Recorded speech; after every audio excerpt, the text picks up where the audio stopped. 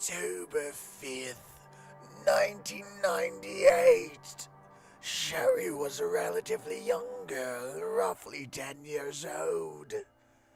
She had the best daddy in the world, but sadly her mother was terribly abusive to her. She spent most of her time with her mother and only saw her daddy on the weekends. She was lucky to have all the things that she did. She seemed to have everything to the point of happiness. But nothing made her more happy than her little stuffed kitty toy and her diamond necklace that was personally given to her by her father, as he was rich enough to afford one.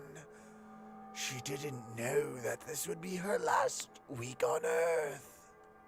When she arrived home, she saw her mother holding a knife. Her mother said simply, Darling, do you want to play a game with me? reluctant at first, but she went along with it anyways. After that response, her mother cut her arms and made deep gashes all over her body. Nothing was left unbloodied. Her head, her legs, her arms, and her body were all covered in blood. She passed out due to the lack of blood. She awoke in the hospital only to see her mother. She was so terribly afraid, but could not move her body. Her mother left the room with a sinister grin. The nurse came in and told her, Sherry, it seems that someone tried to kill you. Your mom said that when she came home and found you passed out on the floor, she called 911. It's okay. The police are searching for the assailant. Sherry could not tell the nurse what really happened, nor did she think the nurse would believe her anyways. The week turned into the weekend. She still had the scars from the other day. She hoped that her mother would not take her away. But that is when her mom came to get her. She was nervous and asked her dad to talk in private with her. She told him everything, and her mom, who was listening since she was an eavesdropper, heard the entire thing. When the talking was done, her dad reassured her that the assailant was found and brought to justice. 5 hours passed, and Sherry and her mom were in the car, heading to the park. Her mom told her, "Did you forget how to play the game? I told you not to speak about it. And now you have to take part in one of your punishments." Sherry's dress was torn apart. Then her mom brought out a beating rod and kept lashing it out at her half-naked daughter, making her bleed all over. After all was said and done, they went home. Another hour passed, and Sherry told the police what happened and showed them the gashes. The police investigated through the house, but no weapon was found, save for all the belts. Her mom told the police nicely to leave, and soon after a few more searches, the police left. "Mommy," Sherry said. Her mother replied, "You broke the rules again. Now you'll have to pay the second part." They went to the same park, and Sherry's mom took out a Smith & Wesson revolver. All the shots were landed in Sherry's legs and back. Somehow, Sherry was still able to stand. She would not know what would happen with the part 3, and soon she would find out what it was. 2 hours passed, and the police came to the house again.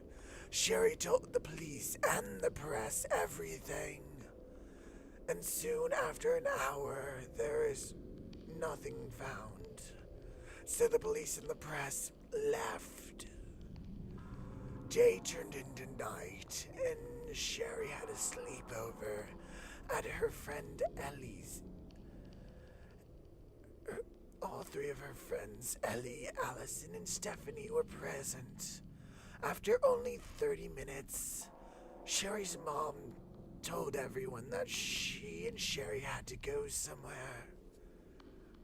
Sherry thought it was going to be the store, but after they passed it, she thought it was going to be her father's.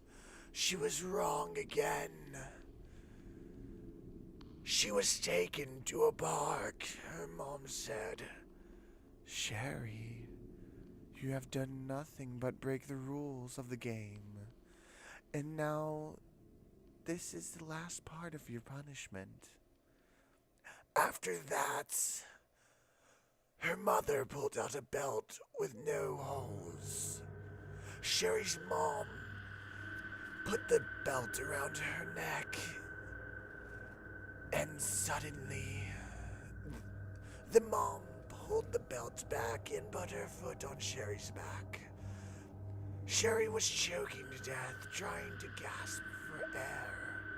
Sadly, her gasp was her last.